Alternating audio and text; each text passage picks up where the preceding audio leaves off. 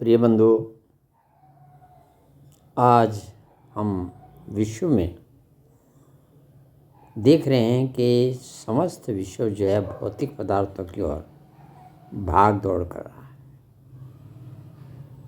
मनुष्य के जीवन में 3 बातें बहुत महत्वपूर्ण हैं। सर्वप्रथम उपभोग। जीवन को जीने के लिए हमें खाने की आवश्यकता है, पीने की आवश्यकता है और उसको प्राप्ति के लिए हम सारा प्रयास करते हैं। ये अपनी अपनी इच्छा है, कोई मांसाहारी है, कोई शाकाहारी है, लेकिन आहार सबके लिए आवश्यक है और पूरी की पूरी दुनिया इस आहार के लिए जो है प्रयासरत है। हमारा विज्ञान तरह तरह के आहार की वस्तुओं का उत्पादन करने में प्रयासरत है। ये सब जीवन को जीने के लिए एक आवश्यकता है, मूल आवश्यकता है। और आप देखेंगे कि समस्त संसार जो है भोजन के लिए ही भागा फिर रहा है, कमाई कर रहा है, प्रयास कर रहा है, मेहनत कर रहा है, सिर्फ भोजन के लिए, मूल आवश्यकता के लिए।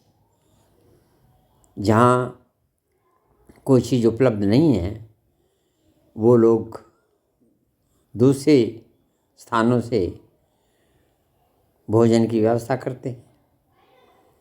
एक इच्छा है कि एक अच्छा भोजन हर व्यक्ति प्राप्त करे, शुद्ध भोजन प्राप्त करे और इसके लिए सारी की सारी दुनिया प्रयासरत है।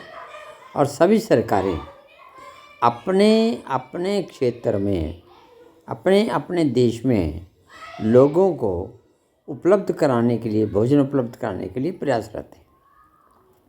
ये हमारी मूल आवश्यकता है। इसी के पीछे ही सारी लड़ाई हो रही है। कहीं पानी की लड़ाई है, तो कहीं अन्न की लड़ाई है, तो कहीं कुछ और। ये लड़ाइयाँ चलती रहेंगी, आजीवन चलती रहेंगी। जब तक मनुष्य है तब तक ये लड़ाई बंद नहीं होती, क्योंकि मूल आवश्यकता है। दूसरी जो सबसे बड़ी बात है, संक्षेप में कह रहा हूँ मैं सब चीज़ें, वो है भोग विलास की वस्तुएं।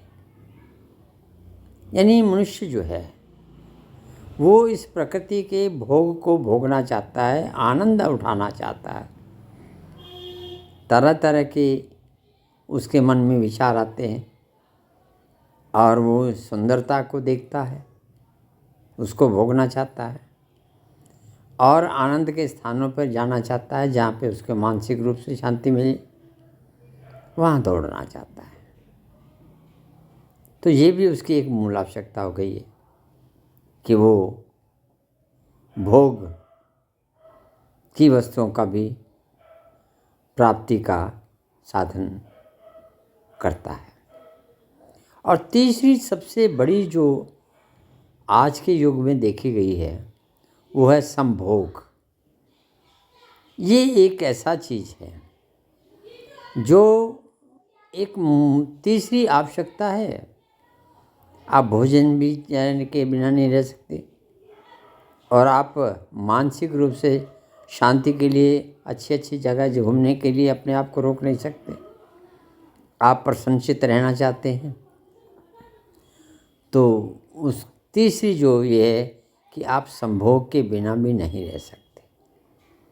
ये संभोग जो एक ऐसी आवश्यकता है जो मनुष्य से पाप कर्म भी कराती है। संभोग ऐसी आवश्यकता है जो प्रकृति को निर्माण के लिए बहुत आवश्यक है और इसका उपयोग और दुरुपयोग दोनों ही चलते हैं। उपयोग तो सृष्टि के निर्माण का है और दुरुपयोग बलात्कार, किसी चीज़ के मानसिक हनन करना, प्रताड़ित करना, ये चलता है। तो संभोग के बिना तो हम रह भी नहीं सकते और संभोग के बिना सृष्टि चल भी नहीं सकती। इन चीज़ों को समझना है कि देह, भोग, भोजन और संभोग, तीन चीज़ें हैं जिसके लिए सारा समस्त विश्व जो है भाग दौड़ कर रहा है।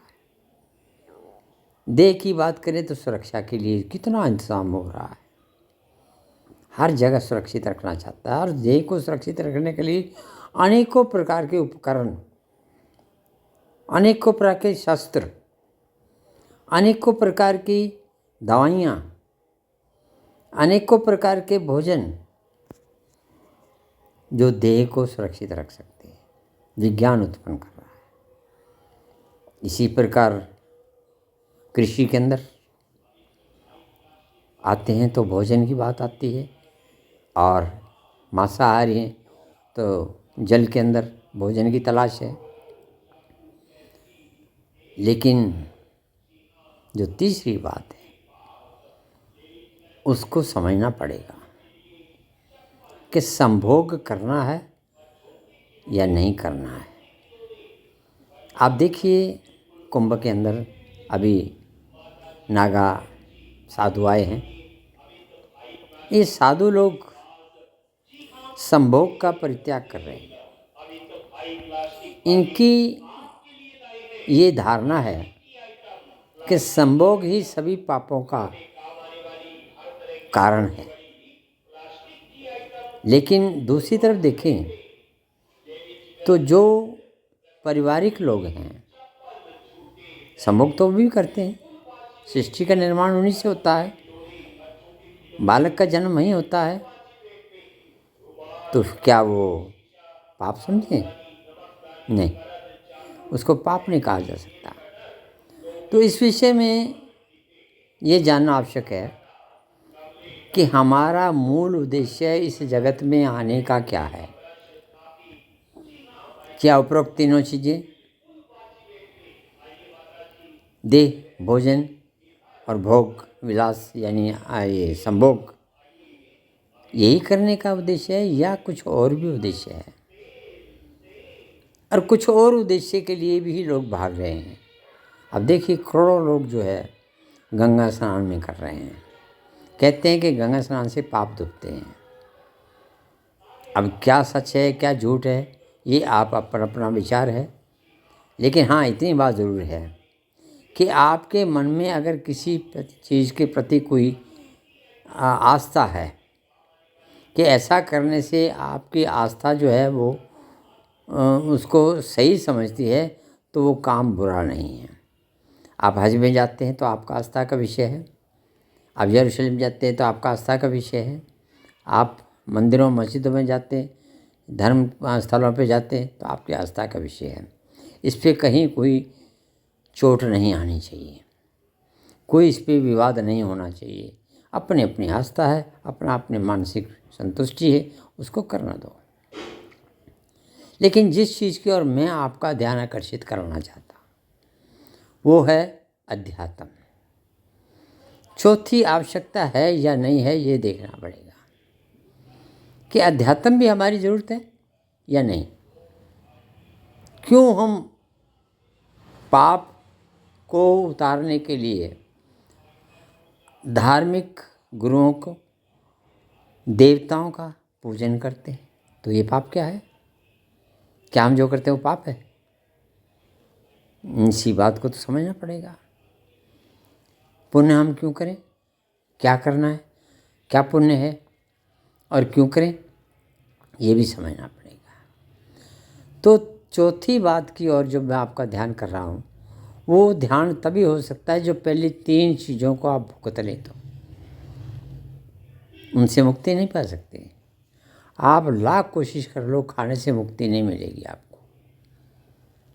आप लाख कोशिश कर लो, मानसिक संतुष्टि के लिए आपको इधर उधर घूमना पड़ता है, आप मन की शांति के लिए जाना पड़ता है।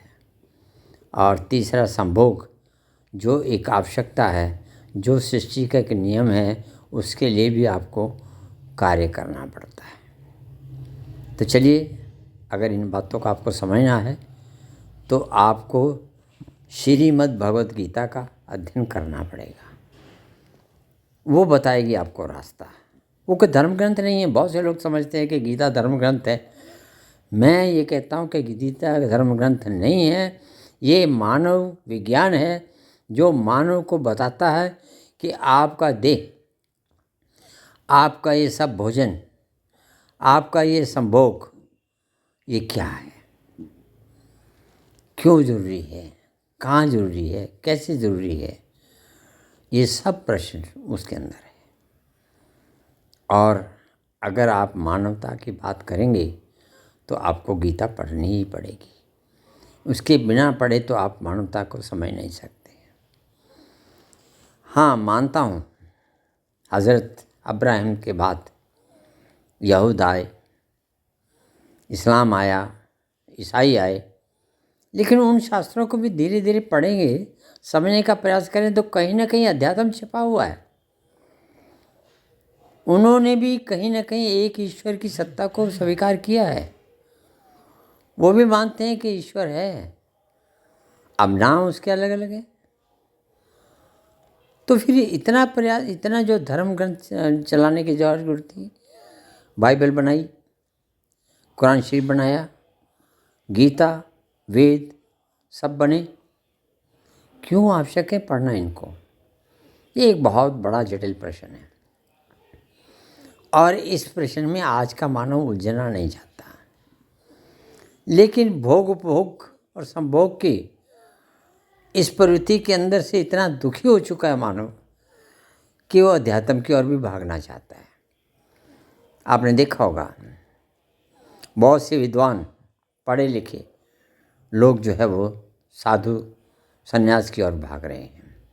सन्यासी कम पढ़े लिखे नहीं हैं, बहुत पढ़े लिखे हैं। इनको आप अज्ञान मत समझिए, लेकिन सही मानों में ज्ञानी ही यही लोग हैं जो आपको सही जीवन का दिशा निर्देश देंगे। इनका स्वागत कीजिए, इनको सुनिए, इनको समझिए। तो मैंने प्रयास किया कि जीवन के अंतिम क्षणों में गीता को समझने का प्रयास करूं, और फिर मुझे लगा कि मुझे जो अनुभव हुआ है वो आप तक पहुंचाने का भी प्रयास करूं। तो गीता में जब मैंने पढ़ा अध्याय 13 श्लोक 3, ये देह जिसको क्षेत्र कहा गया है, यानी ये डोमेन है, प्रभावशाली है, क्षेत्र है, किस चीज़ का? आत्मा का।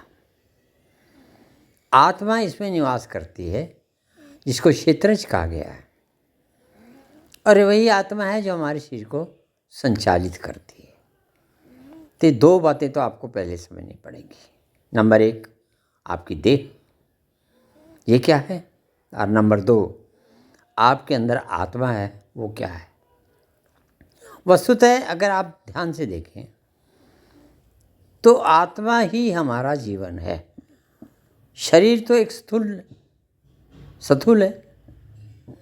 जब आत्मा इससे निकल जाती है तो ये एक व्यर्थ की वस्तु रह जाती है, और सभी धर्मों के लोग अपने अपने विधि से देह का जो है वो अंतिम संस्कार करते हैं।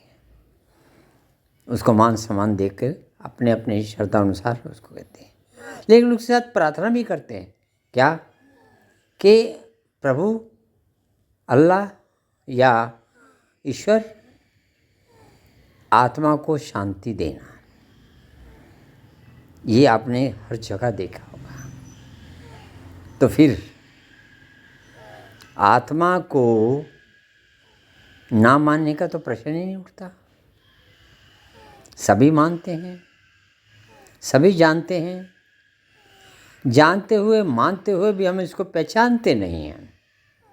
बस यही हमारे जीवन का दुखी भाग है कि हम जानते सब कुछ, सुना सब कुछ, लेकिन हमने न तो पहचाना है ना उसके समझने का प्रयास किया है। तो आइए गीता के इस ज्ञान को भी समझना है। तो आत्मा के बारे में बिना जाने आप जीवन को नहीं समझ सकते। जीवन के लिए बहुत ज़रूरी है आत्मा का होना। केवल देह का होना ज़रूरी नहीं है। हम देह की रक्षा, सुरक्षा, उसके भोजन का और उसकी सुख सुविधा का सभी इंतज़ाम करते हैं, लेकिन कभी हमने अपनी आत्मा की और नहीं झांक कर देखा। बस यही एक चीज़ है जो हम नहीं करते हैं। और आत्मा को पहचानना ही अध्यात्म है। बहुत से लोग कहते हैं आत्मा सो परमात्मा, ऐसा नहीं है। गीता को पढ़ेंगे तो आत्मा परमात्मा से एक अलग वस्तु है, सर्वश्रेष्ठ पार ब्रह्म परमेश्वर, ये उसका एक अंश है। और प्रभु ने कहा है कि मैं देह के अंदर, योनि के अंदर, भ्रूण के अंदर आत्मा को स्थापित करता हूँ और मैं बीज रूप पिता हूँ। इसको समझेंगे, इसको पहचानेंगे और इसको जानेंगे। अगले अंक में मैं आपको बताने का प्रयास करूँगा कि आत्मा वास्तविकता है क्या और हमें इसके लिए क्या करना चाहिए। और ये आत्मा हमसे पहले भी थी, हमसे बाद में भी है, इसके बारे में भी जानेंगे।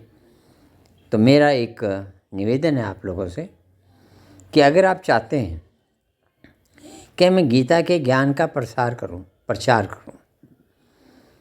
तो आप मेरे चैनल को सब्सक्राइब करें, लाइक भी करें। इससे मुझे एक बहुत बड़ा सहयोग मिलेगा ताकि मैं जीवन की वास्तविकता आप तक पहुंचाने का प्रयास करूं। धन्यवाद।